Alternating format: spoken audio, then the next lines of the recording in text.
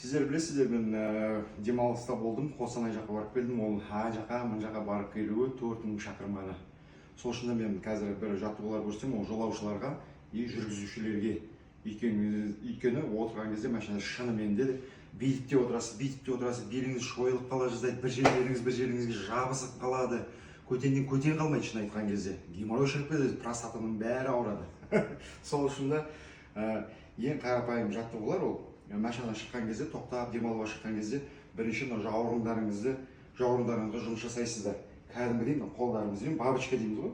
Осындайды жасап аласыздар бірінші. Сосын кез келген мынандай стенк болсын, не болсын, бүйтіп келесіздер осы. Тұрып аласыз, аяқты кішкене алдыға қоясыздар. Қолды бүйтіп қойып, белге жұмыс жасау болады. Көрдіңіздер ме? Бел омыртқаға осылай. Бірақ арқаны түзу ұстау керек. Бүйтіп бүкірек керек емес. Түзу ұстап, біздің ең алғашқы мақсатымыз ол бұлшықеттерге жұмыс істету, қан айналдыру. Ең маңыздысы мінекей, отырған кезде көбісінің аяқтары бәрі ұйып қалады.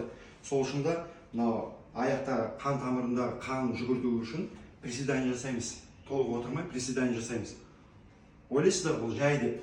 Енді аяқтардың бастарын екі жаққа бүйтіп қаратып істейміз. Сол кезде ішкі жағы, простата болсын, бүкіл жерге міне қан жүгіреді.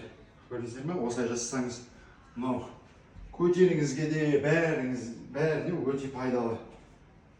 Сөйтіп 3-4 минут істесеңіз өте керемет болады. Ал енді бұл жаттығулар пайдалы болса, достарыңызға таратыңыздар, денсаулықтарыңыз мықты болсын.